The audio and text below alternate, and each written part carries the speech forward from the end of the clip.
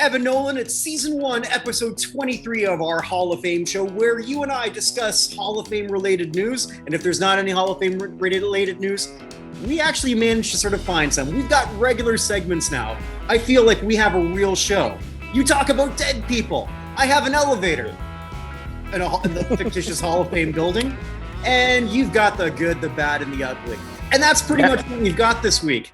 And so wait, you didn't go with an athlete to wear number 23? I was wondering if you're just going to go with Jordan, or we're going to go, Jordan. You're not going with Frank Gore? I'm not. I like Frank Gore. I like Frank Gore a lot. I'm going to say that he should be signed ahead of another running back who's a free agent that I'll get to a little bit later on. But yes, number 23, the number of the great Michael Jordan. Sorry, LeBron, he's the GOAT. You're not. I still love you, LeBron. Except when you say dumb things, which is occasional. It's not all the time. Happens. It happens. Hell, I do this every week when I talk to you. And by the way, Jordan's very good, but Bill Russell is still the GOAT. I don't even have a problem with that. I feel well. Yeah. But I live in Chicago now. I just like bringing that up. So, but we've got Bill Russell and Michael Jordan, both two-time Basketball Hall of Famers. Now, I wonder what other Hall of Fame that they could get into. Evan, what would that be? I believe it is the United States Athletics Hall of Fame. That's right. www.nothalloffame.com/USA. Vote today, vote tomorrow. You can do that. Can't vote multiple times in a day, but it's still something that it's all for all of you. Agreed. Yep. So I thought for today, the people, my friend, for the people. Yeah. By the way, before we even get started, I just want to say, to make us all feel old and sad, today is the 50th birthday of Tupac Shakur. How old is Hologram? 8. How long was that? I don't know. Time is an enigma at this point in my life. Yeah. Yeah. But yeah, this would be Tupac's 50th birthday today, where he's still around. Damn. That's crazy. Yeah. So that does make me feel old. I thought I'd sort of continue for those who are watching, and it seems like a lot more of you who are listening. But for those of you watching, I'm continuing. I'm starting to think something new. I want to have random jerseys with random hats. So I've got my Team France jersey. It's an old one because you can tell by just the 1 star. Mm-hmm. With a Calgary Stampeders hat. Nice. When you think of the Calgary Stampeders, you think of French soccer. Yeah, of course. Yeah. So when I think of the Calgary Stampeders, I think of the newly named Edmonton Elk, really. Well, there are elk in Alberta. There's not a lot by Edmonton, but at least they don't have to change the EE on the helmet. Yeah, so. I like it, though. There are no other elk. It seems appropriate. I have no problem with the elk. If they're going to change from the Eskimos, that I have no problem with the elk. I thought it was a pretty good name choice, really. I'm perfectly fine with it. I honestly, I could care less one way or the other, truth be told.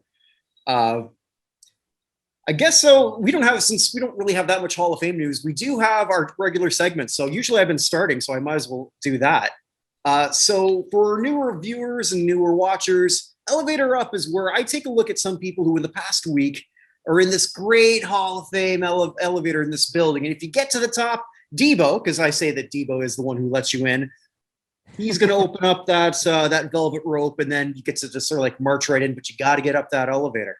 So Elevator Up this week is someone who's actually playing right now. Evan and I record this on Wednesday night. It's Rudy Gobert. Mm-hmm. Actually, I've got 2 Elevator Ups, but Rudy is, I don't know if Utah is going to win their series against the Clippers. I selfishly I kind of want to see a Utah-Atlanta series just to see Capella, who's one of my favorite players, against Gobert. And I think Capella's should have gotten some kind of honor. The funny thing is the Utah-Atlanta series is possible under Adam Silver. It would never have happened under David Stern.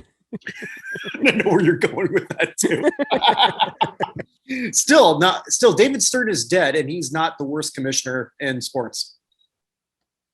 I think you'll be talking about that. The people of Seattle might disagree, but yes, overall I agree. So. Nice. So, and Gobert this week, not only, I think last week he won the Defensive Player of the Year award, which I believe is his second. He is an all NBA player again, third team. Mm-hmm. He also is first team all defensive, This shit means a hell of a lot more than all-stars. And he should have been an all-star 3 years ago, and he was screwed out of that.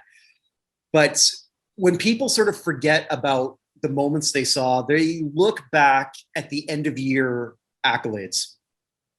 This stuff matters. And I think for Rudy, who's getting a little bit older, but he's still in his peak, this is very, well, what he is. I mean, like there's. No, I was just thinking with how tall he is, it's a very high peak, but continue. Okay. Yeah. Nice. So I think this is the person who benefits the most from that. Bradley Beal's another one who's all third, like a third team. Who was just so close to actually winning the scoring title. Like he was leading it for a good chunk of the year before Curry just became unstoppable. So that's my elevator up. He's gone up a couple floors in my eye. And somebody who I can't believe, I don't think we've ever, sorry, go ahead. I was going to say, are you still on basketball, or do you mind if I interject here for a second? Our show, interject away, please. So what did you think of the first, second, and third teams for the All NBA? I think Chris, as much as I like Chris Paul, I think he's getting more credit on that Suns team than he deserves. I think Devin Booker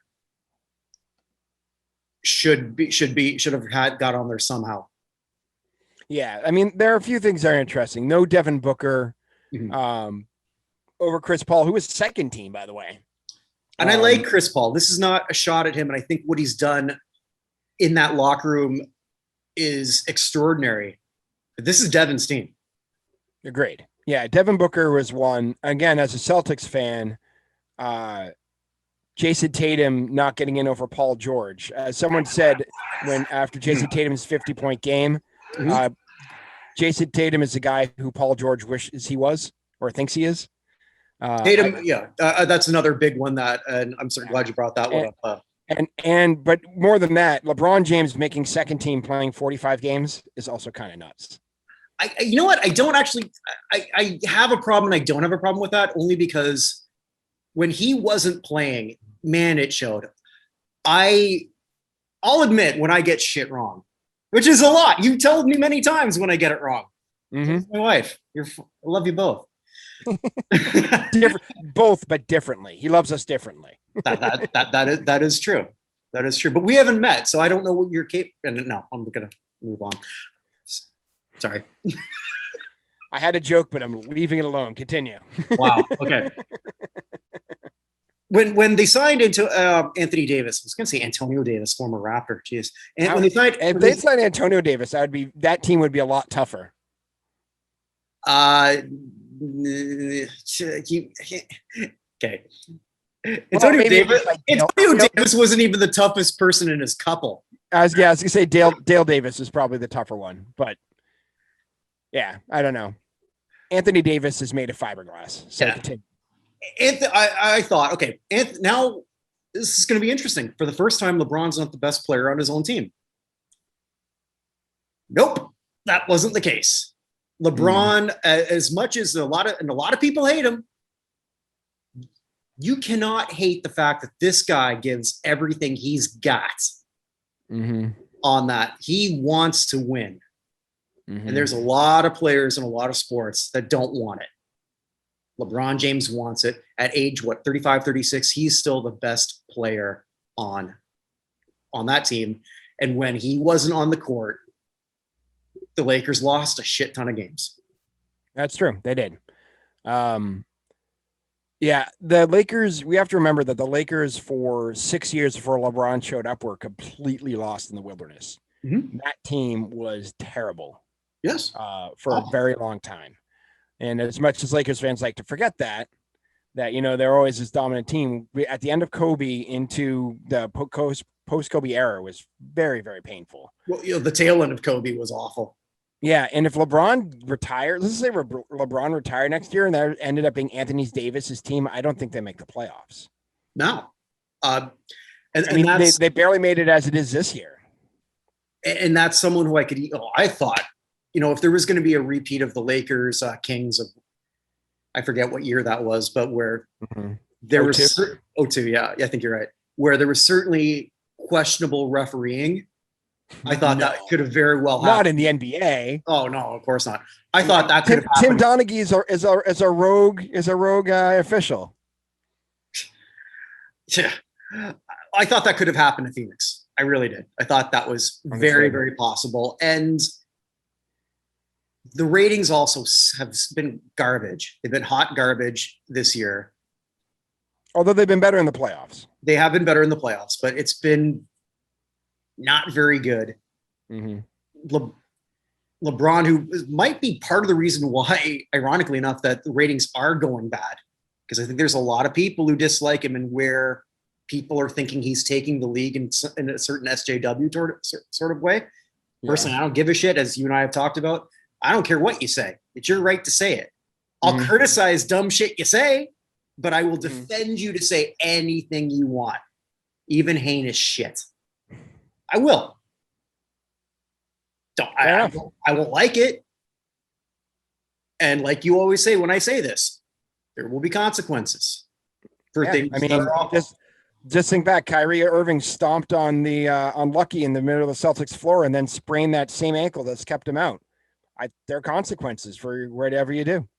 There are good and bad, but LeBron not advancing will hurt. If it's like Utah or Phoenix going through, which it looks like it very well could be, depending on what happens with the Clippers. That's not going to be a high-rated final. No, and what the interesting thing, going back, I know that Denver's already been eliminated with the MVP on it, but just think of the final 8 teams that we had this year, right? In the East, we had Milwaukee hasn't won since the 70s. The Nets have never won. Philly hasn't won since 83. And the Hawks haven't won since they were in St. Louis. And in the Western, and that was a long time ago, guys. Yeah. And in the Western Conference, none of those 4 teams have ever won a title. The Nuggets, Suns, Clippers, and Jazz. Now the Jazz and Suns have been in very memorable finals that they've lost. The Clippers have never even made the Western Conference Finals, which is one of the most futile exercises in sports, which is why you got to be expecting the Jazz are going to come through in that series. But yeah, it's going to be a new team. Or I mean, the most recent team to win a championship was 38 years ago at this point with Dr. J. So personally, I think this could be really good. Just gets LeBron's done at some point because as much as he keeps playing, the mileage is going to catch him. This could be Kobe 2.0. He's at what? He's at 14,000 minutes at this point. Like there's Bill Simmons has talked for years about the 10,000 minute drop. Like as soon as you get 10,000 minutes, you just completely drop. He's at like 14 or 15,000 now. Right. His odometer is so far beyond what we've seen at all that he's Tom Brady in that way. It's completely unprecedented what he's doing at his age. Although I would say LeBron at this point is a better player overall than Brady at this point with what he's doing. Brady's a smarter player probably in terms of keeping himself fit and healthy. Although LeBron's really good at keeping himself fit and healthy too. It's just they're both doing things that are completely off the charts. We've never seen anybody doing what either of them are doing in terms of keeping themselves in shape and relevant in the league. Well, you've seen the cartoon version of LeBron. Holy shit, he looks great. He's de-aged 15 years. Holy, he must have approved that one pretty fast. I think because this is where LeBron's sort of a little clueless with what he actually thinks he looks like. Buddy, the hairline keeps moving up and down. the bald patch in the back of your head that sometimes has more and sometimes has less. How do you not know when you're on TV? He can't see the top of his head. He can watch film. I think he doesn't watch game film of himself. I know he watches everything of himself. So no, yeah.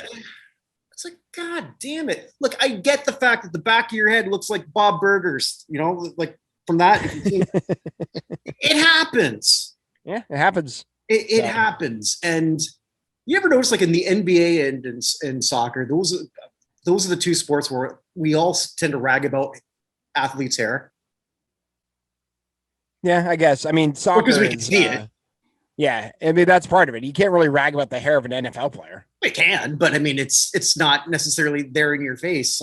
Yeah, unless it's dreadlocks hanging out the back or AJ Hawk's mullet mane, like you're not even going to see it anyway. But even then, it's just long hair. Yeah, It's like, well, there it is. But we went off on a tangent. We always do. I do want to give another elevator up to someone who's pitching really special. And I just want him to be in a glass case when he's not pitching, who pitched tonight, only 3 innings, got pulled for shoulder because I think it was just sore shoulder. 3 innings, 9 batters, 8 strikeouts. And this is Jacob deGrom. Yep. Who is, I want to say, the front runner for the Cy Young, which it seems like, well, that should be a no-brainer. But, because of the lack of innings that he's actually pitched, they're watching over him. Last time I checked, he's actually not leading all the pitchers in B-WAR. I think Gossman's ahead of him, of San Francisco. But 6 RBIs and 4 earned runs. What the hell is this? This is crazy. Yeah, that's pretty good. So I know I keep teasing. I'm giving away all of my unpopular opinions here that I talked about last week about why can't they name the gymnast? Simone? Yeah, Simone Biles being the greatest athlete in the world. Here's another one of my unpopular opinions I was going to talk about. Jacob deGrom will be the only pitcher who's starter for most of his career who will be elected to the Hall of Fame without getting to 100 wins in his career. It's possible. I saw I didn't even click on it because I didn't even want to read the whole thing, but it was a headline that said, deGrom's the best pitch. I forget what the actual headline was, but it was his bullpen's going to cost him the Hall of Fame. Like, no, it isn't. I don't think so. He has two Cy Youngs. He's got a career 2.5 ERA. He's the ERA leader in 2018. He was Rookie of the Year. 2-time first team all MLB, 3-time All-Star, 2-time strikeout leader. But he's only 76-53 in his career. It's possible to win 2 Cy Youngs and not make the Hall. There's 3 players. I checked this out who've done that. Let's see if I remember off the top of my head. Denny McLain. Okay. Crap. Well, I think one who won't is Tim Lincecum. Yeah. Okay. And I've just blanked on the other one. Oh, Brett Saberhagen. Oh, okay. Oh, Johan Santana. Well, Santana's going to make it. If Santana does make it, he's going to have to as a veteran. Oh, did he already go through and I missed it? Yeah. Wow. Johan Santana was one of the most dominant pitchers for half a decade. But if he gets a 3rd Cy Young, it's impossible. Yeah. I would say so. But I mean, like I said, he's 76-53 with a 2.5 ERA in his career. It's ridiculous. The lack of support and the number of games he's lost to a terrible bullpen.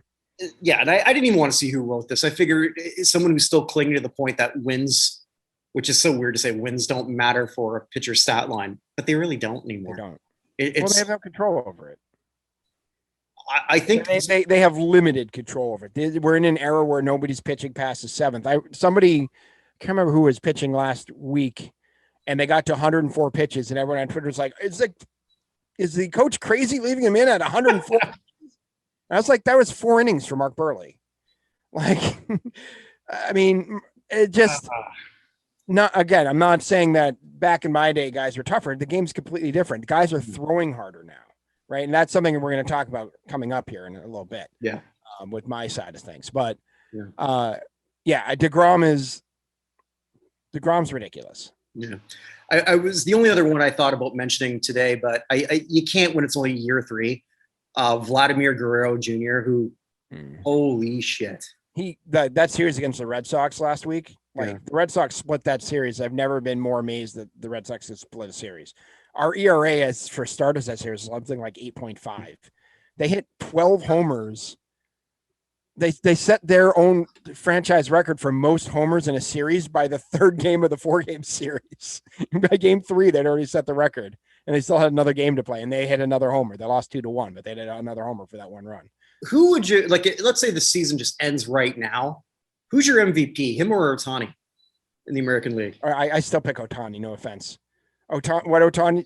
I'm not a Guerrero. You're not offending me. Yeah, Guerrero is ridiculous. But what Ohtani is doing, I'm not going to say it's unprecedented, but it's essentially unprecedented for the last 100 years. It's unprecedented for anyone who's alive. Yeah, it's for the last 100 years, right? Not since George Herman Ruth has anyone been doing essentially what he's been doing. Mm-hmm. So I just think Ohtani, and for once, those Angels aren't bad this year, right? That's also something that hasn't happened in a long time. That's one of the problems that they've had. Like in his entire career, as great as Trout is, he's played in one playoff game ever. No, I hope that changes this year. Mostly for Trout, I'm cheering for that. Well, so, I mean, the American League East is ridiculous right now, so it's going to be hard for people. Actually, Angels I haven't paid attention well. The Angels are now 33 and 35, so they're back where they belong, I guess. How many games out of the wild card are they? They're 6, which isn't insurmountable, but not great either. So, and hopefully, when Trout comes back. Yeah, when he comes back. But I mean, the American League East is just so tough. I don't know if you heard, actually. Do you hear the line of questioning that Aaron Boone got after they got swept by the Phillies? One of the writers asked if his team was becoming accustomed to losing because that's all they do. And they were a 500 team when he's asking this. Mm-hmm. And he was so mad. Like, he wanted to punch the guy, like, through it. I don't blame him for being mad, but I was just like, oh, my Lord. Like, that team is a $200 million team, and they're now 3 games over 500 after winning 2 in a row. They've been outscored for the year by 5 runs. I mean, we talk about, like, there's so much great players on that. Jared Walsh is doing phenomenal. But other than Ohtani, I'm trying to think who their number 2 pitcher is, and I'm blanking. I don't know. I've been paying attention to my AL East, and there's too much West at the moment. So AL West. Yeah, no, I said I'm only paying attention to my AL. Oh, sorry. That's why I have no idea what's going on with the Angels. Okay. I don't remember what those things was. I watch highlights on ESPN, and that's about it. So for the West. So my elevator down. This isn't an elevator down, Evan. This is an elevator out of order. This is like the cords have been cut. It's plummeted. And Debo isn't the one who cut it. The guy in the elevator did it all by himself. 3 years ago, was Le'Veon Bell not someone that you would say, man, this guy looks like he could be a future Hall of Famer? 100%. Then he makes a decision. An interesting one and a brave one. Something no one's ever really done before. Oh, yeah. No, I'm going. Well, I'm sure. Has no one ever sat out a season to the franchise tag? I don't think so, but go ahead. Okay. So he made a ballsy decision, and I talk a lot on the show about betting on yourself, and I like it when people do that. Yeah. Sometimes it don't work, unfortunately. This is one. And this is one. He passed on. He gave up $14 million, and the deal that he was offered was only going to have 17 guaranteed, which he called. And I look back at some of his old comments that he called monopoly money. And his agent who still has this agent. I'm blanking on his name. Doesn't really matter. They're looking at Todd Gurley's contract, and I get what they're doing. They're trying to push the narrative, which was true at the time, that this guy was a Mr. Everything. Mm-hmm. He was as good a receiver as he was as a rusher. Not too many that can legit say that, and he was. Mm-hmm. He bet on himself, but then he made just the most idiotic decision. When he was, as a free agent, he signed with the Jets, a team that has no real good offensive line. Team that has no good offensive, pretty much anything, honestly. No. And it was a gutsy call. That was the second big gutsy call he made in a 12-month period. And he got that one wrong too. Mm-hmm. He was not good as a Jet. And and we can say as much as we want about the shitty O-line. he wasn't good. Yeah, agreed. Then he says he wants out the following year after having an even worse year with the Jets in 2020. Fire shots on the head coach, Adam Gase, on the way out, which I don't think Adam Gase was exactly a great coach. He's a terrible coach. He's a terrible coach. All right, fine. Goes to Kansas City, where he pretty much is going to be the backup for Edwards-Helaire, who had a very good rookie year. Yep. Well, and he wasn't great. He and in the playoffs, they pretty much didn't use them all. I think he had 2 carries. Not just in the Super Bowl, 2 carries in the entire postseason. So what does he do this week? He responds to not a blue check mark, some random guy that he would never play. He would rather retire than play for Andy Reid again. Now, keep in mind, he didn't shit on Andy Reid's son, the drunk guy who killed some people. He shit on future Hall of Fame head coach Andy Reid. Correct. Who is loved and was defended by Tyrann Mathieu. Not exactly, no, Honey Badger isn't exactly known for... Honey Badgers are known for not caring. Right, but he pretty much called out Le'Veon, just saying, well, some people are more or less saying, I'm paraphrasing, I don't have the exact verbiage, but some people are just never gonna blame themselves. So he says that, and then he puts out the worst apology ever, which is basically, well, I'm sorry I said it on social media, but I meant everything I said. Okay. I don't know what it was that he was expecting. Andy Reid, and obviously I don't know, but he probably said, okay, I'm going to promise you an opportunity, and if things go well, they go well. Well, he wasn't playing as good as their other running backs. That's it. That's all.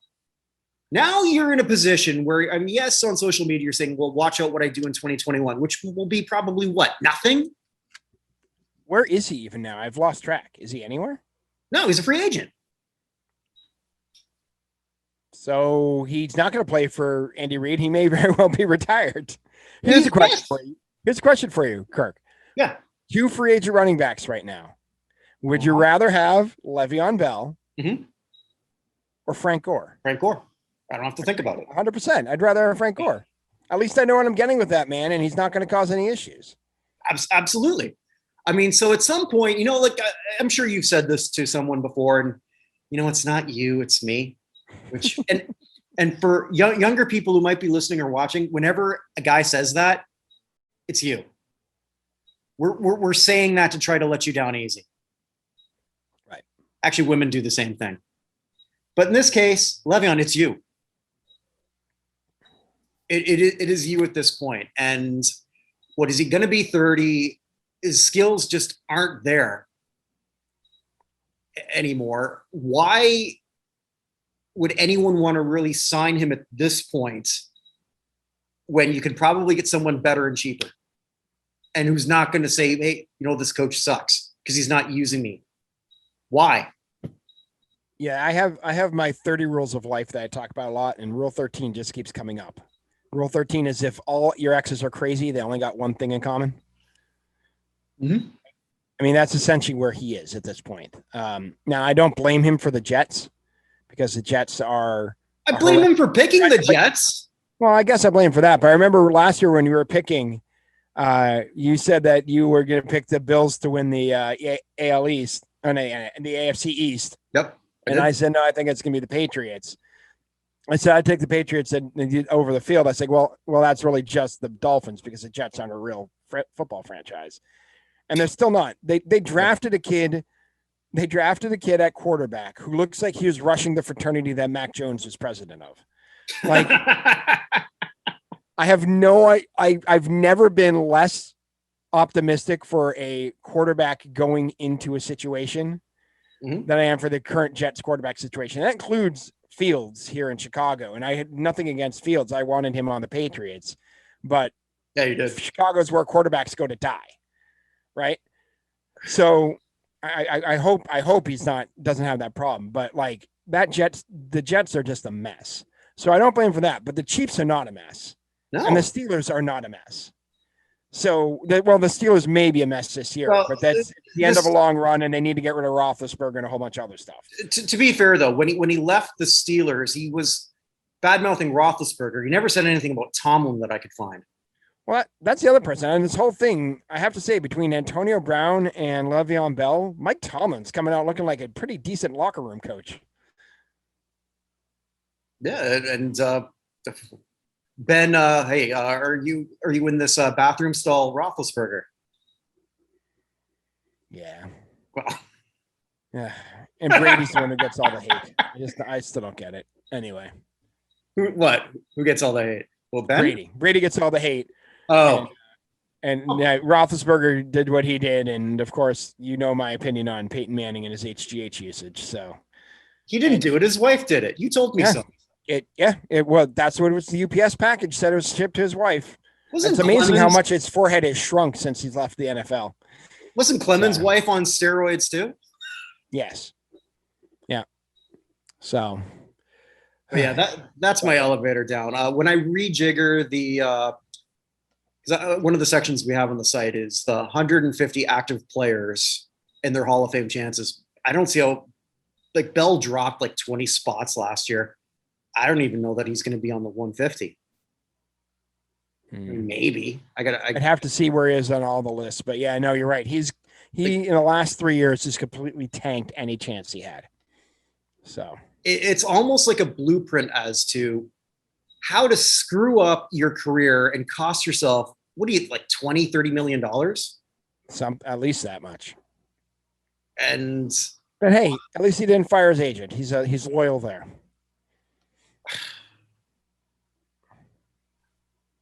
So anyway, should I move on to the death rattle? Yeah, that sort of concludes. The death of his chances getting the Hall of Fame to the folks who passed away this week. Beautiful segue. Thank you. So I'm going to go with first of all, I have to say I think we have to retire the beige mistress. Nothing has happened again this week, unless you're counting that we did lose a couple of Russian gold medalists at the 1976 Montreal Olympics in Valentina Sidorova, who won a gold medal in fencing, and Anatoly Chukhanov, who won a gold medal in cycling in the 76 Montreal Olympics. But unless we're counting that, I think the beige mistress is. Sorry, did you say that 76 Olympics? Yeah. I always wonder, and I'm just going to go on a tangent because I always wonder about this. Russia is not as progressive as we are in Canada and the United States, or even here in the lovely Barbados, where I currently reside. You ever think like the Soviet athlete who Bruce Jenner beat, now Caitlyn Jenner? I don't think I'm really dead naming if I say Bruce at the time and then say Caitlyn, but I don't know. I think Caitlyn's called herself Bruce on occasion. So anyway, do you think like the Soviet athlete just is like, I can't believe I lost to this? Like he's got to be drunk every day, getting ribbed by all his friends. Well, first of all, he's Russian, so it doesn't matter what else happened in his life. He was good. A few years ago, they had a rash of drownings in during the summer in Moscow because it had gotten up over 90 degrees for the first time ever.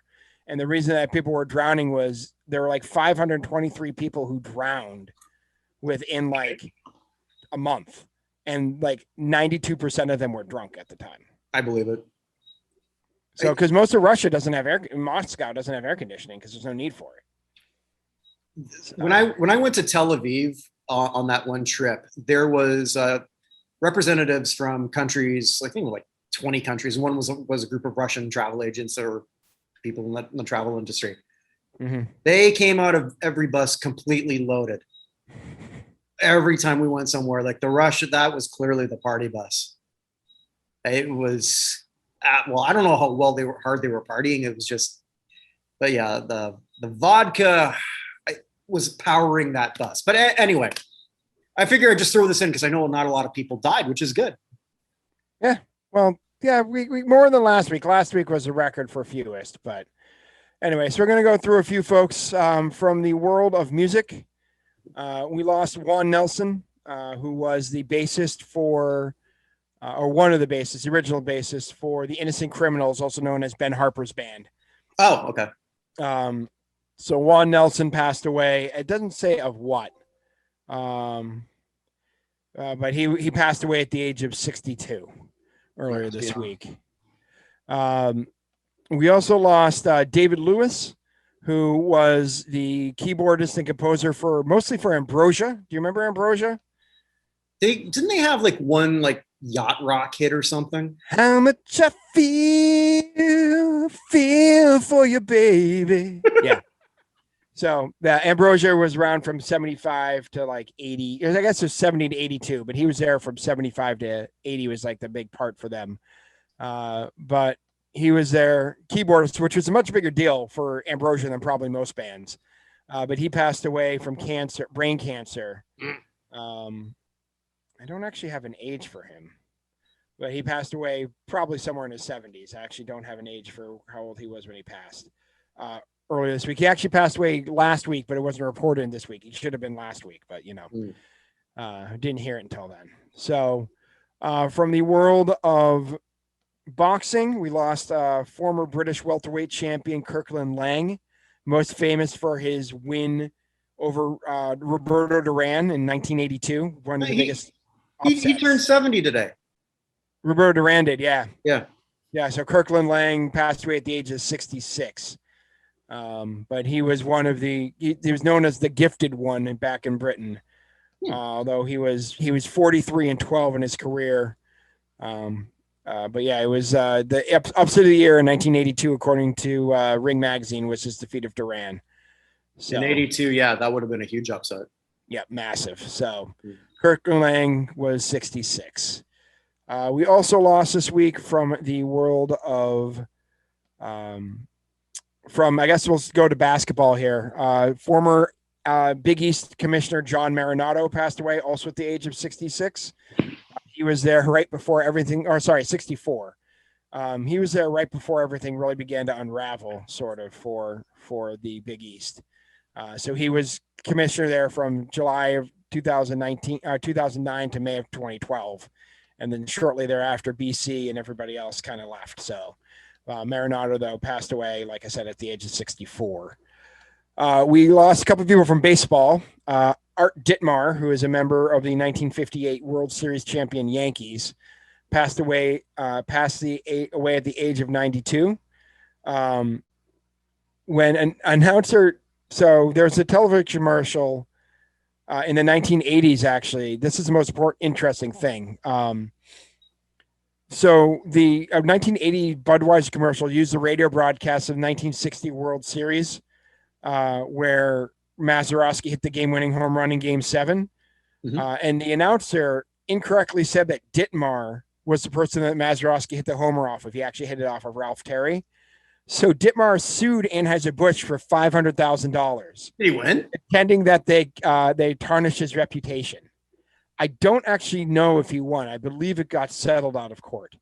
But I do like the fact that a mistake 20 years later in a Budweiser commercial caused him to sue back then. But he was 92 years old when he passed away. So he could have made so much more money off just playing off of that instead.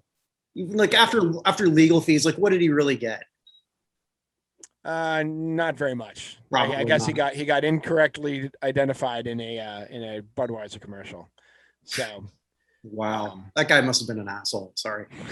Maybe, I don't know. He's originally from Winthrop, Massachusetts, and grew up in Pittsfield, Massachusetts. So Massachusetts, there you go. He was at least a masshole, if not an asshole. So nice. Thank you. Hey, if the other states are going to call you that, you might as well take it for yourself. I didn't know that was the thing. Oh yeah, they all call us massholes, and we're pretty proud of it. Also, more importantly, I guess, in terms of his impact on baseball, James Timothy Mudcat Grant Jr.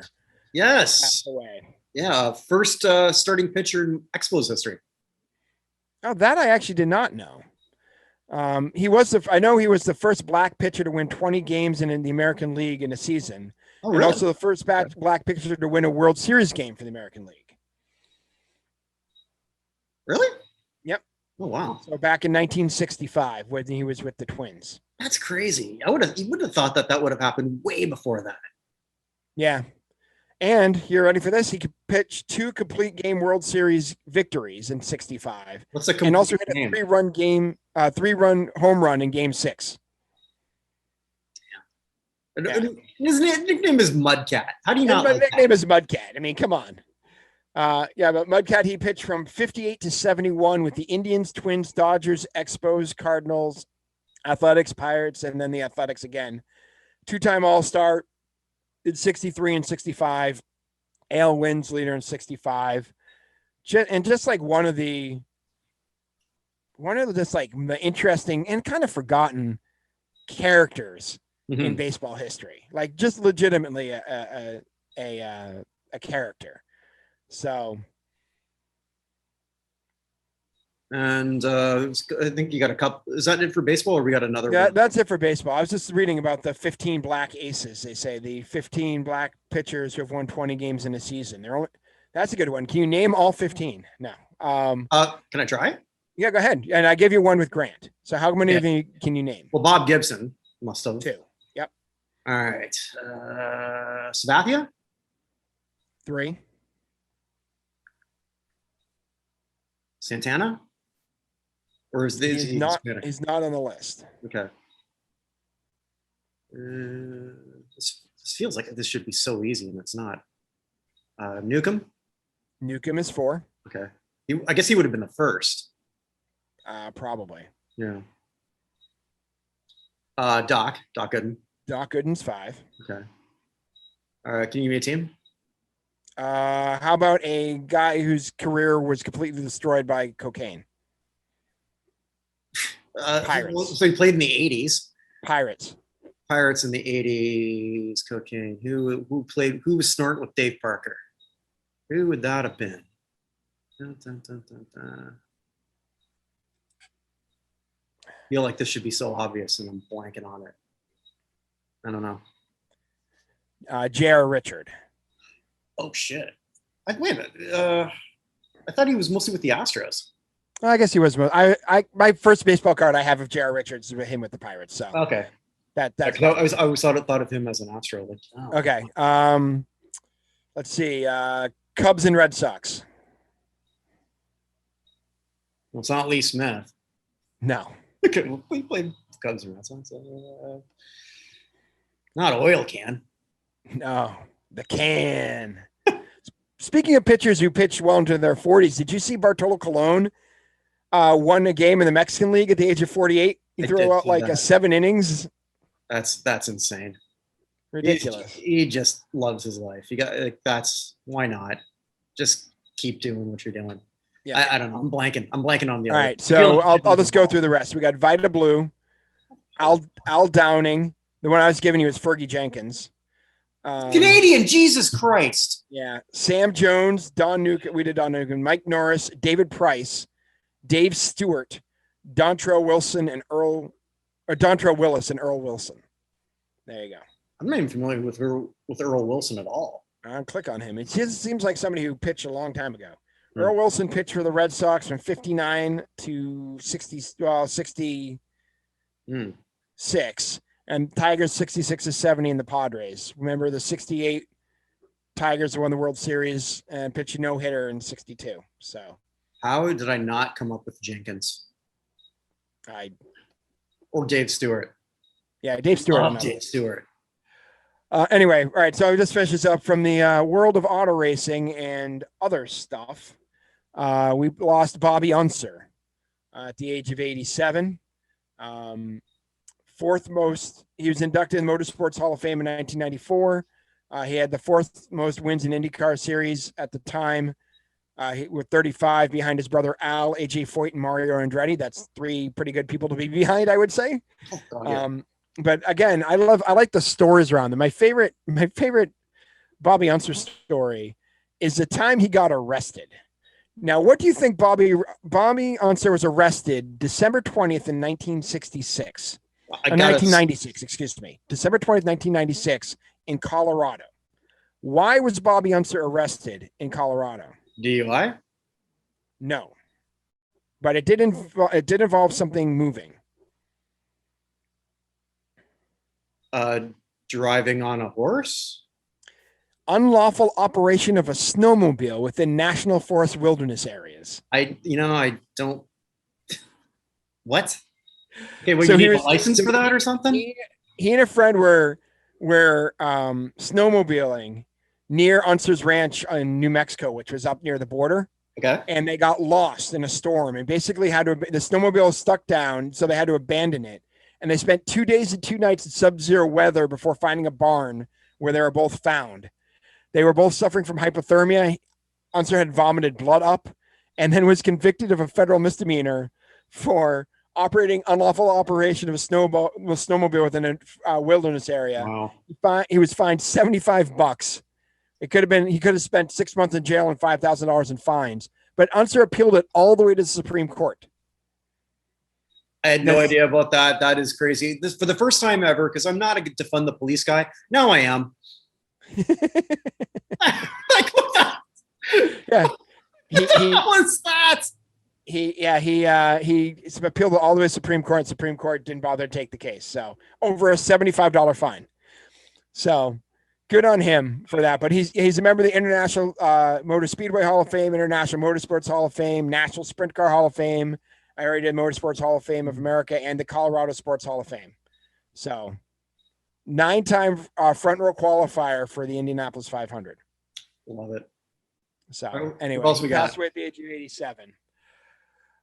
Then from the world of basketball, we lost Hall of Famer Jim Phelan, the long time coach of Mount St. Mary's.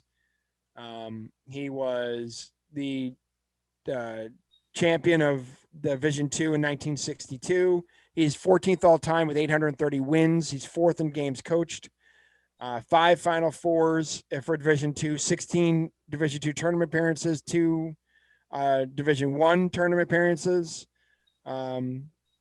Just one of the absolute legends of coaching. Mm-hmm. You have anything to say about Jen Phelan? No, just like where is he? Do you have in front of you like where he is all time in terms of wins? It's got to be up there. 8th. He's 8th. Okay, yeah, I figured it was crazy high. Yeah, and I guess there was like one more name left. It's not really relevant to anything we do, but I one of our favorite character actors, I would think. Yeah. Well, before we get to him, just one last person I other? want to say. Lisa Baines also passed away from Gone Girl, Freedom Riders, Cocktail, among other things. She was only 65. She's hit by a hit and run driver crossing the street in Manhattan. So just absolutely stupid and worthless, but way to pass away. But yeah, Lisa Baines also passed away at the age of 65. She's Bonnie in Cocktail, if that means anything to anyone. Our age, it might. Other younger people probably have no idea what we're talking about. I don't remember that character. I remember that was when if Tom Cruise was in a movie, it didn't matter how stupid it was going to like make over 100 million. Cocktail proves that, because that's a dumbass film. Dumbass, but enjoyable. There have been some dumbass films that weren't enjoyable. I enjoy Cocktail. So well, I have to tell you what new program was going to be coming from notinhalloffame.com. You're going to love this. Okay. Oh, maybe I'll tell you now. Blatant self-promotion. Is that the name of this? That would be a really good name for a program, but go ahead. Shit. Well, sort of a tie-in with How the Hell Did This Go Number One, where the lovely Andrea Tessman and I, we look at songs that went number one and ask, how the hell did that happen? We're coming up with, this shit was on national television. You're going to be a guest on that at some point. Oh, if there's one show you talk about, we've already discussed this multiple times. Yep. If Man versus Beast ever comes up, I have to be on that episode. Mm-hmm. Well, documentarian Chris Bournet and I are going to look at the Star Wars Holiday Special. Oh, nice. Good place to start. Yeah, that's going to be episode 1. I'm pretty excited about that. Again, I'm doing this with another American. I don't know what it is with you people. Yeah, we may have a screwed up country, but we're pretty nice generally, by and large. So unless you're in Utah. I'm telling you. Have you ever been to Utah? I have not. I'm about as white and pasty as it comes, but they knew I was not from there. I don't know how. I didn't wear a shirt that says I'm not from Utah. I don't know. Maybe because I only had one wife. That could have been it. I'm gonna let that one slide. Anyway, so the person you're talking about, speaking of uncomfortable conversations, Ned Beatty. Yeah, it looks like you got a pretty mouth. Yeah. He's always going to be that guy. But he wasn't for me. He wasn't for me when I was a kid.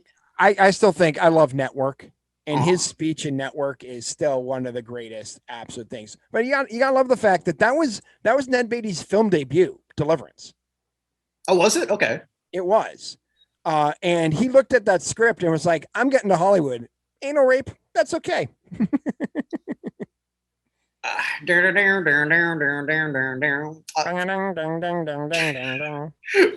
me, it was the first time I remember him. It should have been in the Superman, but it wasn't. It was in The Toy, a film that really shouldn't have been made then. And no, the toy is a tough one. The Toy is not on many we love the 80s TV lists or replay lists. Yeah, and for those who, that's when, again, if Richard, that's, I guess, describing this here.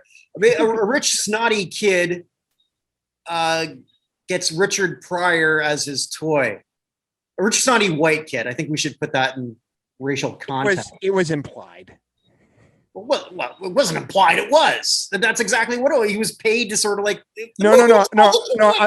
I'm saying you didn't have to say it was a white kid. It was implied. It was an 80s with a rich, snotty kid. Well, they didn't have any white kids back. Well, the first non-white snotty person in popular culture is probably Carlton Banks. Who? And Carlton Banks. Oh, okay. From Fresh Prince. I can't think of one before that, really. I'm sure there was, but I don't know. Yeah. So. Yeah. God, Jackie Gleason's character was massively racist. It was awful. Mm. I don't know how they. Well, I guess we do. Forget it. Anyway. Sorry. Yeah. I just have to point out Jackie Gleason playing a character with some let's call them flaws. I can't believe it. I refuse to believe it. Yeah, that's another interesting thing. I never got the honeymooners. Like, one of these days, I'm going to beat up my wife. What the fuck is that? Yeah, that was the Family Guy where he actually hits him, or he absolutely hits her. Yes. And then he's like, "Oh my god!" and then runs away. Yeah. So. Anyway, but back to Warren Beatty, not Warren Beatty, back to Ned Beatty. Ned Beatty was great in pretty much everything he was in. I didn't like the movie Nashville, but he was great in Nashville. He was in The Last American Hero. He was in The Life and Time of Judge Roy Bean. He was All the President's Men, Silver Streak, Exorcist 2. Mm-hmm. Like, he was in so many things. He was I think for people who are like younger than us, I look at him as the Paul Giamatti of that era. That's actually not a bad comparison, honestly. That's pretty good. Yeah, just not someone who looks like a leading man, but you can plug him into a lot of different roles and it's just going to work. Yeah. By the way, one of the movies I was going through his portfolio there, or his IMDb page. Do you remember Stroker Ace, the Burt Reynolds car racing film? Oh, I do. I saw that in the theater as a kid. You saw that in the theaters? I did. Wow. I remember that because I would have been what? Wouldn't even been 10. So it was 1983. So okay, so it would have been okay. So it would have been 11. I went with my parents, and I remember. God bless my mom. There's a scene where Burt Reynolds is flipped upside down, and there's my mom. This is probably where I learned it. She didn't make a lot of jokes, but when she did, she just said like, "Oh, watch your toupee, Burt." She said that in loud. It was a horrible film.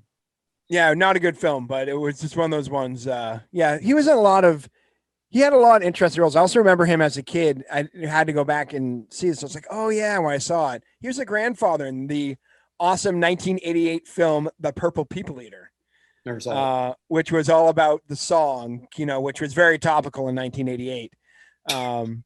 They made, and it was dumb, but I watched it a bunch as a kid because for some reason it was on. I had forgotten that was Ned Beatty.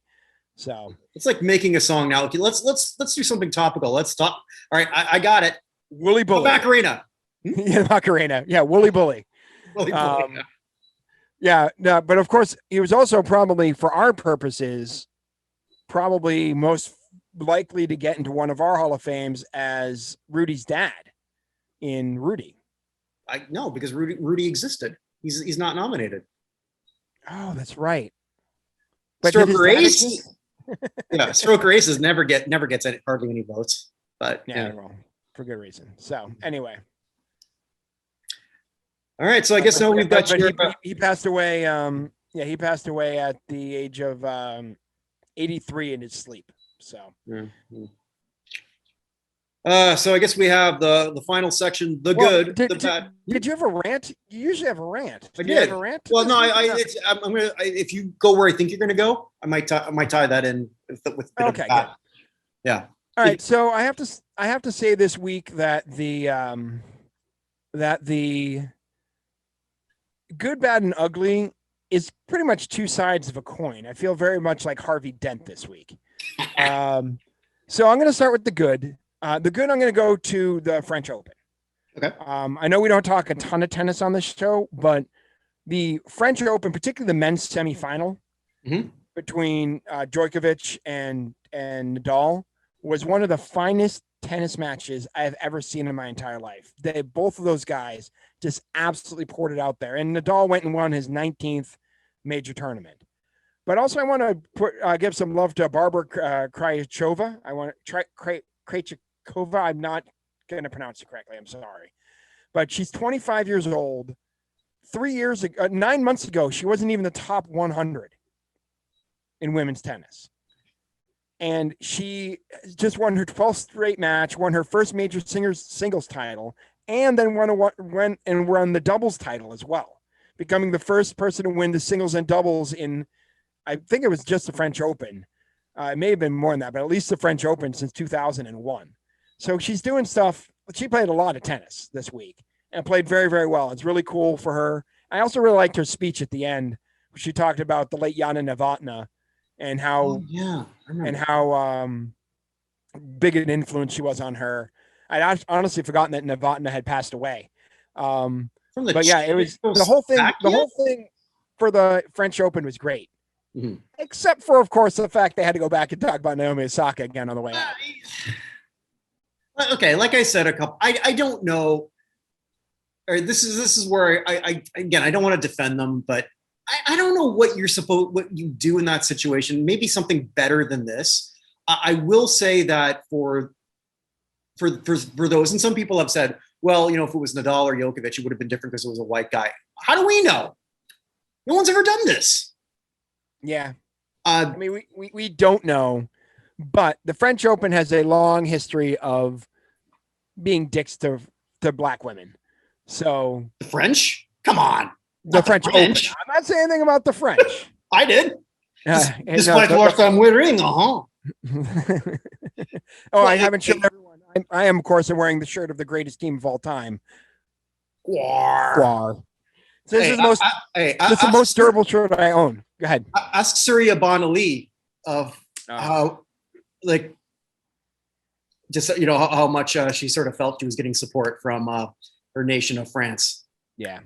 But anyway, just by the way, this Guar shirt, by the way, I was bought in 1998 in Washington, D.C., the fall of 98. I've worn this thing literally hundreds of times, and it's the best. It's does not fall apart. That's so awesome. I have to say, Guar, quality music, quality merchandise. Pour some out for Humongous Erectus. Anyway. Who's the bad? The bad this week is, we talked about last week how simple it would be for Rob Manfred not to screw this up. Rob Manfred screwed this up. So bad. I know that Tyler Glass now is getting a lot of crap about he's going on the disabled list. And he's getting a lot of crap about being a babyer and stuff like this. But I'm actually entirely on Tyler Glasnow's side on this. They were so worried about spider tech that they're banning anything, any substance anywhere. So as opposed to allowing pitchers to get used to it. Now, what Tyler Glasnow was talking about was he uses sunscreen, not for anything other than tackiness on the ball. It's essentially like using rosin, right? It makes it so he doesn't have to grip the ball so hard, and that it's easier for him to throw. Because he didn't have the sunscreen, in order to hold on the ball to throw it that hard, he had to really like grab it. And that ended up screwing up his elbow, and he's going to go on the disabled list where the Rays really, really need him. The Rays are an awesome team this year and have a legitimate shot at winning the World Series, and he's going to be unavailable to them until the playoffs, presuming they make it there, right?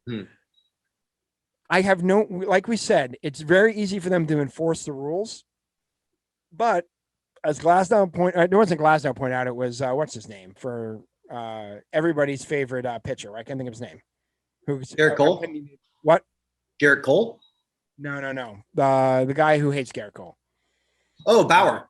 Yeah, Trevor Bauer. Yeah. As Trevor Bauer said, that they haven't given a crap about this for 4 years. Like they've known for 4 years at least that this was going on. They haven't given a crap about it. And instead of like, hey guys, starting next year, we really got to do this, because you're right. Pitching, throwing a baseball 100 miles an hour is not a natural thing to do. Mm-hmm. It takes a lot to get to that point. And I don't think Rob Manfred is many things. A baseball fan is not one of them. But also he's not somebody who knows really anything about baseball. Rob Manfred knows very, very little about baseball and how it works. Right. This is a personal thing, but when I worked at the New England Aquarium in Boston for years, we had a very nice man who used to be the president of the organization who ran us into a $25 million worth of debt, and we lost our accreditation because of all the things he was planning on doing. He didn't know how anything actually worked. He just had plans, but didn't know how anything worked. So the guy we got in to replace him, the very first thing he did, and this is not to blow my own horn, but the very first thing he did when he came in, actually is before he actually took the role on, he spent a week shadowing me, because I was the one person in the building, or one of the people in the building, who knew how to run all of the different parts of the building, the Sea Lion show, the information desk, the movie theater, the ticketing booth, everything. He shadowed me for a week. I was like, all right, this guy's going to be fine, because he figured out how things worked in the building before he came up with anything else. Mm-hmm. Right. Rob Manfred, I don't know if he actually knows where baseball games are played. He's like the Glazers owning Manchester United, where I'm pretty sure it's not, we're not sure who said it, because the person who overheard it refuses to say, but I can guarantee it was the Glazers who went to a soccer game in England, a home game, and asked what color their team was wearing. I heard that. Yeah, I heard that too. Yeah. Yeah. So instead of figuring this out, and I'm actually going to go to another sport who I think has stupid rules, but I think is handling things correctly. Just juxtapose that with what's happening in golf this week. But before you go there, I'll go to it and come back. I'll come back for your rant. Well, no, it's not a rant. It's just like another thing that sort of came up. Carlos Rodon of the White Sox, pretty much, just also attacked Manfred. I don't know if you saw that, where he pretty much said, okay, so 10 games for this, but nothing for the Astros. Okay, got it. Fair point. It's hard to argue. I mean, Manfred came up with the one thing that everyone hated, because that's what he does. Because I'll tell you what, the hitters don't care about rosin and they don't care about sunscreen. Mm-hmm. It's the other stuff that's the problem. Like rosin's been around forever. There's legitimately a bag on the mound that anyone can use at any time to get a better hold of baseball. Because what's going to happen is these guys going to keep trying to throw it, lose the grip, and someone's going to get beamed. Right. And who they don't mean to hit, like really badly hurt. But just going to golf for a second, golf right now is debating getting rid of the Greens book. Do you know what that Greens book is? I don't know what that is. So I'm saying Greens book, by the way, not Green book.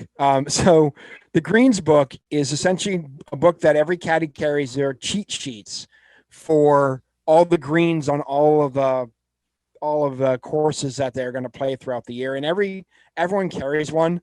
The only course that doesn't allow it is Augusta, which is why so many people multiple putt at Augusta, because reading greens has become very much a lost art, because they don't necessarily need to. It's all there. So they're talking about eliminating the greens book. Even people will use it. Like, hey, I'd prefer not to use it. I have it because everyone else has it. I don't want to be at a disadvantage, right? So they're talking about eliminating it. There's a big debate going on. Should they, shouldn't they, whatever. But they're going to do it, if they do anything, at the beginning of next season. And the next season starts for golf. It's the 21-22 season starts like October or October, November, somewhere around there, right?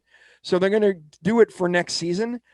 Major League Baseball should have done the exact same thing where, hey guys, this is a problem. We all know this is a problem. We are going to take care of this at the end of the year.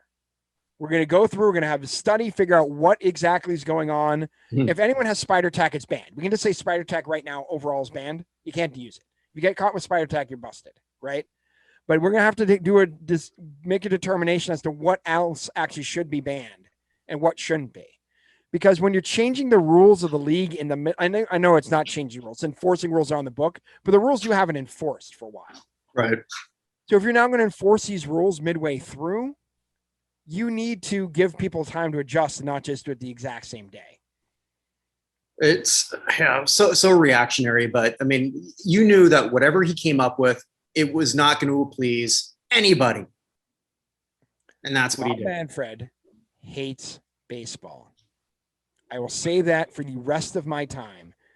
There's no person who dislikes what they do more, other than the paycheck, than Rob Manfred. Future Baseball Hall of Famer, Rob Manfred. He wouldn't even be the worst Baseball Hall of Famer who is a commissioner, though. That's what we said. He may not be the second worst. That is very true. I would put Landis below him, and I would certainly put Bowie Kuhn below him. Did they put what's his name? Selig? The guy who was only commissioner for a brief amount of time and then he died. Bart Giamatti. Yeah, isn't he in? They shouldn't. Well, Giamatti was a problem because Giamatti was actually a good commissioner and then he died. But yeah, Bud Selig is also in. I have Selig above Manfred even though he oversaw the whole thing, if for no other reason than Selig actually likes baseball. That he does. So, but that's what you need to know. Selig, if Manfred gets in, Selig would only be the fourth worst commissioner in the Baseball Hall of Fame. That's crazy. So I guess it just leaves. That's a great segue to the ugly. Bud Selig. Just in every way, shape, and form. Yes. All right. So for the ugly, I'm going to actually something which has been incredible generally, but I just want to talk about one part of it. There are several things I thought of for ugly this week, just by the way. I thought about Vince Wilfork's kids stealing all of his Super Bowl rings and selling them online. God. Yeah. Which Wilfork didn't even find out about until he reported. And some guy's like, oh, I just bought one of your rings for $61,000. I had no idea it was stolen because it was coming from your son. So I thought it was legitimate. And the guy turned it back in and got his money back and everything. That was bad. I do have to say. Not that I know much about Vince, and I believe his wife's name is Bianca. Bianca, yeah. Yeah, okay. Lovely. It just seems to be. Obviously, I don't know. I just know from the persona that they show online or in a bit of social media. But I can't imagine what type of asshole you must be to hate them as parents. I can't speak to them as parents. I mean, I don't know. I mean, again, Wilfork is one of the most beloved athletes in Boston. Now he's below Brady and Bruschi and a few others, but he's right up there with pretty much everybody else on that Patriots team. He's one of the most loved guys. Everyone was. It was when he left. It was time for him to go. Just he didn't work anymore in the defense. Yeah. But just absolutely beloved. We love that dude. I still can't believe we ended up with him in that draft. He's the top defensive tackle in the draft, and he fell to 21. Whatever. Just I thought about that, but we're not going there. I also thought about I thought about one soccer thing, which we're not doing, but I sent it to you yesterday. So we had a whole bunch of World Cup qualifying this week. World Cup qualifying, in case you're wondering, is off until September 1st, and then it goes crazy through the end of November. Congratulations, Canada. You successfully defeated Suriname and Haiti back-to-back, combined GDP of that of Prince Edward Island. But they, but hey, you won the first game in Port-au-Prince 1-0, and then you were playing a game was it Montreal? I can't remember where the game was yesterday. Were there fans in the? I didn't watch it. Were there fans in the? There were a few. Okay, because Quebec is the only one that's really allowing. I think there were a few, but anyway, so. There's a pass back to the goalie, and this is a game that Haiti had to win by 2 goals in order to guarantee that they're moving on to the next round. There's a very slow pass back to the goalie. Now, here's one thing I can tell as a defender. As a defender, when you're passing back to the goalie, you always pass back to them wide of the goal. Because goalies are usually not that good with their feet. They're good at kicking the ball far, but that's about it. They don't dribble. They're not very good. So it's possible they could screw up badly and the ball would go in the net. But this guy passed it so slowly, like it was being passed by snails on the way back to the keeper, right? The keeper somehow missed it and then went to kick it and hit it with his plant foot into the net for an own goal that essentially eliminated Haiti for the World Cup. That play, if you haven't seen it, you have to just go look up Haiti own goal online. It's ridiculous. It's one of the biggest bloopers of all time. Or perhaps that the fact that the goalkeeper for Haiti is actually a native-born Montreal citizen. Which he is. Which he is. Yeah. I might check his bank account over the coming months just to make sure that there wasn't some sort of payoff on that one. It was that bad. From Justin Trudeau. There's a joke there about black money, but I don't know if it's somewhere actually going. Oh. Justin Trudeau, the only world leader who weeps every time he goes into a drugstore because when he walks by the women's project section because he wishes he knew what a tampon felt like.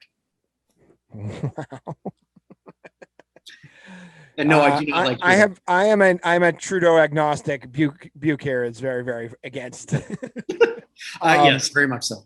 So anyway, that I didn't go there either. What I wanted to go to actually was the Euros, and the Euros themselves have been fantastic. But there was one thing that happened on Saturday in the 3rd game overall of the tournament that I wanted to talk about, and this is ugly in one part only, and the part that's ugly we'll get to, but pretty much everything else surrounding it was amazing that happened.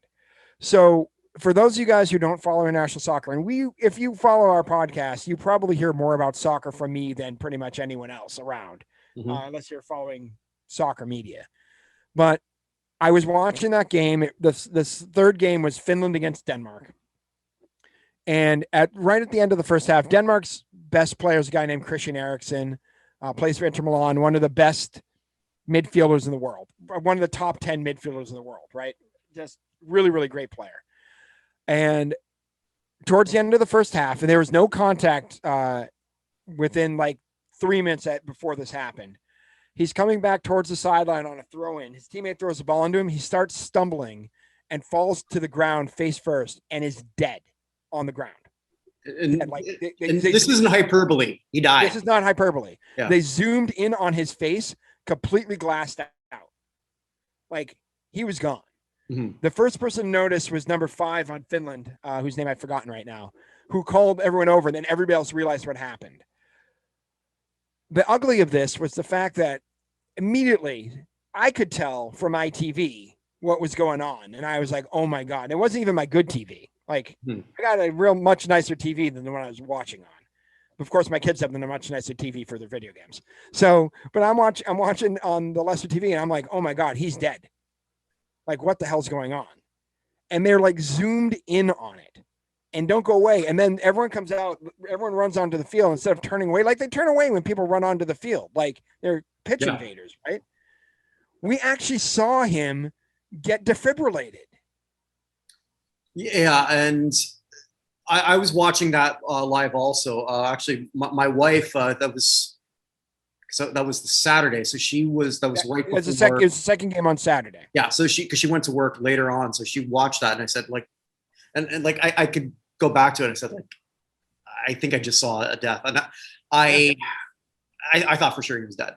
I think all his teammates did. And I think where you're sort of getting, or sorry, I didn't want to jump here, but I imagine what you were going to probably bring up is we didn't see that much directly because the players of Denmark created a human shield around all that to protect his family. Because I mean, I think they thought probably like you and I thought. Well, his girlfriend was on the field. Was his girlfriend? So I wasn't sure if that was his wife or not. Okay. His girlfriend came down. Well, he's not married. They have a kid together. They're okay. Oh, okay. Yeah. Well, compliment wife. Right. All right. Okay. His wife came down the field, and Kasper Schmeichel, who's a Leicester goalkeeper and the son of probably the greatest goalkeeper in Premier League history, went over to her and started talking to her and hugging her and talking her through what was going on. And at that point, I'm like, oh my God, he's just dead, and they know it. But they ended up getting him shocked back to life and pulling him through. But there was absolutely the ugly part of this. They knew what was going on. There was no reason to show that once there's nothing they could do about him collapsing and the look on his face and everybody surrounding him. But as soon as someone surrounds him, the pull back, go to something else, cut away. You don't need to show that what looked like the death of one of the top players in the world to broadcast literally to billions of people, because billions of people are watching the Euros around the world. Just don't do it. You probably know this. So I actually don't know the answer to this, but what difference? There's obviously going through it in different languages. Are they using the same feed? So I imagine. So they're using the same feed for everything because nobody is broadcasting live from the stadium. Okay. So the commentators are back in wherever they are. So it's one producer that I guess is hired by UEFA, controlling what we're all seeing. Okay. Correct. I believe that is correct. I don't know if it's UEFA. I believe it's one producer. Okay. Controlling it, whoever it is. Yeah, and I was thinking that too. I feel so morbid, but when that happened, I thought, okay, well, this is going to come up. So I was actually trying to think of if I'd ever seen anything like that before, because people have died in competition in various sports. We had one a few weeks ago with the Swiss motorcycle racer who died at the age of 19. Right, but I don't. Got run over by a bike, his own bike. I was trying to think if I ever actually saw it. Or saw one, and I was going back, and then I actually looked up all the people who that happened to, and I didn't see when Dale. I don't watch a lot of auto racing, so I didn't see Dale Earnhardt. Like, I'm just trying to think of things that happened in the last 30 years. The first one I remember seeing, because he was so when I was younger, when I was 14, I spent a summer in Austria with a host family. My mom's best friend married a guy who was from Austria. And so they had a family friend who wanted to send their son to the US for a summer. So he came to us for a summer, and I went there for a summer. And when I was over there, I became a pretty big F1 guy while I was there for a while. And my favorite driver by far was Ayrton Senna, who was a nutcase. Okay, yeah. In retrospect, he's a nutcase. Like, I didn't know that at the time because I was 14. I just loved the way he raced, how fearless he was. But I remember watching the race he died. He said before the race that this corner is so dangerous, someone's going to die here. And then he died on the corner that he said. That was the first one I remember. Outside of auto racing, though, there aren't that many where someone has just collapsed and died. What's his name from Loyola Marymount? I remember Bo Kimball was the guy who shot the free throw. I can't think of his name. Yeah, but I didn't see that either. Yeah, I don't know if I saw that either. I just remember it so many times. The closest I've got, it's actually in pro wrestling. Jerry the King Lawler, who had a heart attack on Monday Night Raw when he was broadcasting. Well, was it Owen Hart who got dropped? Yeah, but I didn't watch that show. I didn't watch Owen either. So, yeah. So this is almost the same thing. Almost the same thing, because Jerry died. They had to bring him back to life, and which was, I mean, but the difference though here, where the WWE gets it right and then where they get it wrong in comparison, they didn't show any of that stuff with Jerry, but they kept the show going because they have this weird mentality: the show must go on. Right, and Jerry would probably agree with that, honestly. I'd have to agree with that. He would definitely agree with that. But so we've gotten through that part, which was bad. Compounding the bad, though, was the fact that Eriksen, saw a photo that he wasn't dead, that he was holding his face and up sitting there. His teammates had surrounded him. They had some sheets, something else kind of cool. One of the fans from the stadium, on the Finnish fans, tossed down his Finnish flag. Well, so that's how that happened. Okay. And so that's how they ended up with the backside being covered with the Finnish flag. Was one of the Finnish fans threw that down.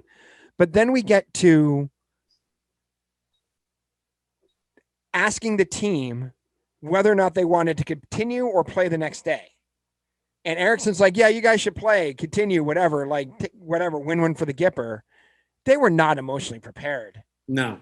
to play the rest of that game. Finland won that game on a goal that I've seen. Like I said, I'm a Leicester fan. I've seen Kasper Schmeichel save that thing 99 times out of 100, the goal that went in. It's Finland's only shot on goal that whole game. Denmark had a penalty shot at the end of the game. It was one of the weakest, most disinterested penalty shots I've ever seen. Like, he just didn't have it in him. They were not mentally prepared to play that game. They should not have been given the option. Just postpone it, do it tomorrow. You know what I mean?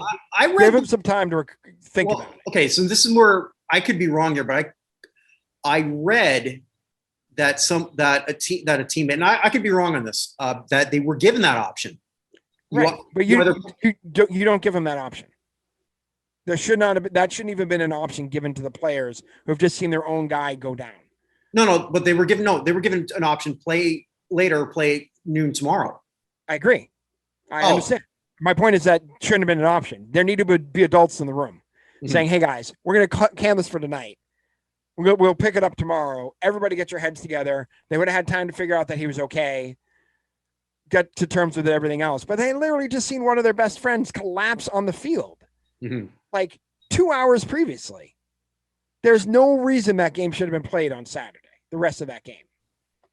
And UEFA should have called halftime as soon as they realized there were defibrillators on the field.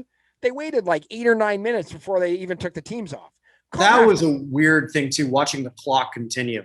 Yeah, just call halftime. Are either team going to complain? It was like he collapsed at like 44:30. Like, we're almost at halftime anyway. Just call it. What are we doing?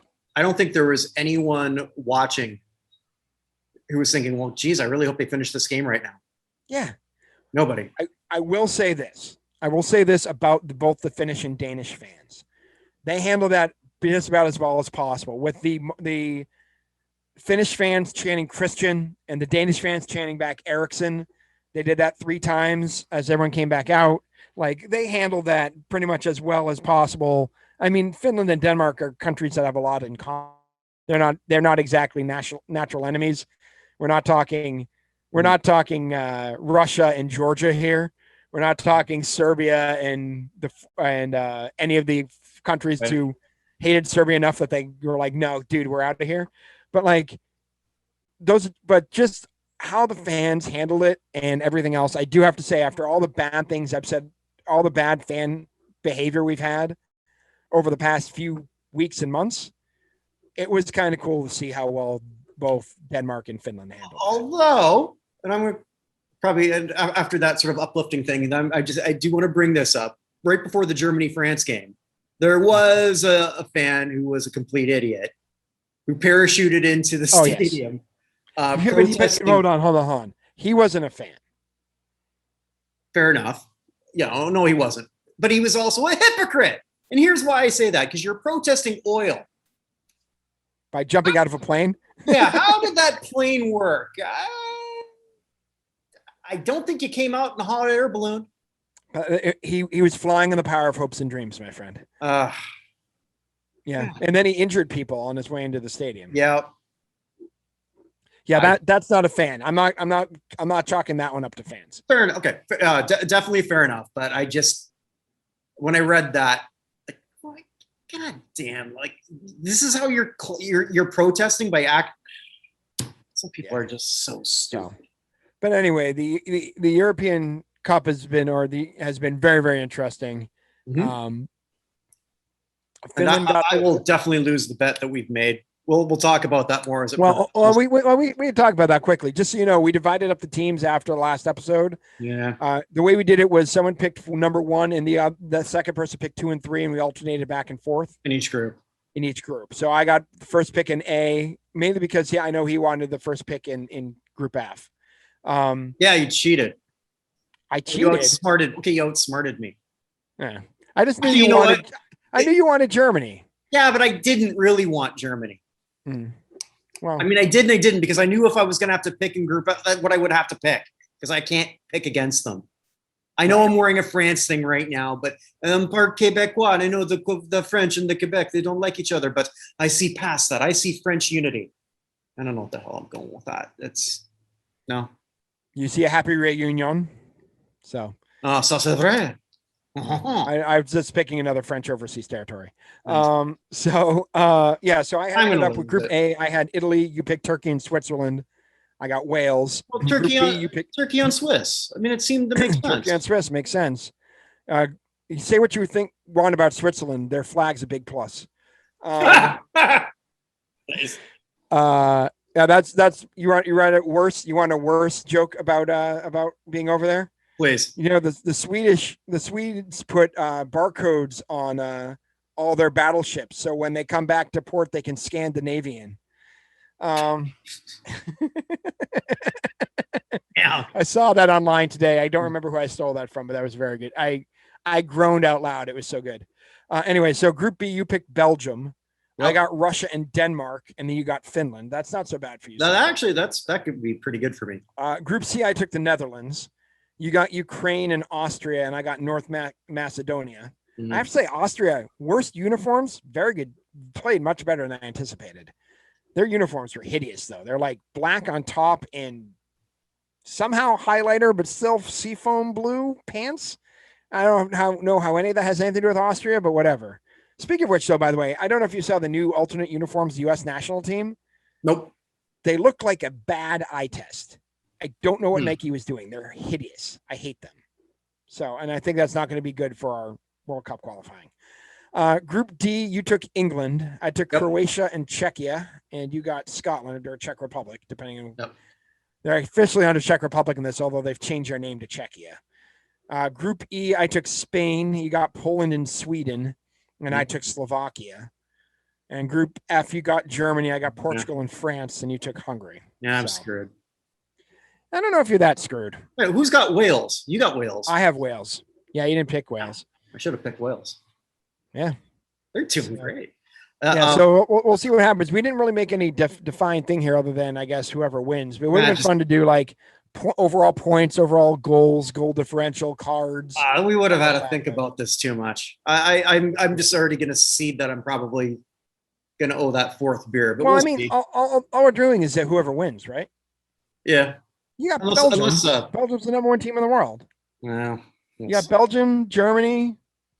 Yeah, Germany scored their goal on themselves. That was great. You got England in the championships in London. I am going to actually Friday night. Not Friday night. It'll be Friday afternoon. I plan to because I'm going to go out and try to find a bar here with a lot of British. British. Yeah, well, English versus Scotland. No, I'm saying they don't pronounce the T. It's just British. British. Sorry. Yeah. I can't. The Bostonians took all the T's and tossed it in the harbor. Oh, Jesus. I will say this forever. I don't care how hot a woman is. If she's got that accent, no, pass. Pass. 2002 Angelina Jolie talks like that. Pass. Not It's an acquired taste, my friend. Townies are Boston Townies are an interesting group. So basically, what's her name from Gone Girl is the best representation of a townie I've ever seen in my life. So I never seen that movie. Oh, second time it's come up this podcast, but she is just pretty much the girl you run into the bar you want to sort of just have an evening with. But if your mother ever met her, she'd knock you senseless for ever bringing her home. So we'll see. My version of that would be Rosie Perez and White Men Can't Jump. All right. So on that thing, before this could devolve into something that we probably don't want it to. Until next time, everyone, where it'll be episode 24. What we're going to talk about, we don't know, but I'm sure that the hockey 24, Manny Ramirez. Not ever going to be a Hall of Famer, unfortunately. No. Barry isn't that Willie Mays too? Isn't he 24? I don't know. I don't remember. Anyway, go ahead. Continue. I interrupted you. Yeah. No, it's all good. So until next time, the hockey playoffs, the basketball playoffs will continue. I'm sure we'll come up with something, and pretty soon we'll be announcing the semifinalists for the fictitious athlete and the fictitious rock and roll Hall of Fame.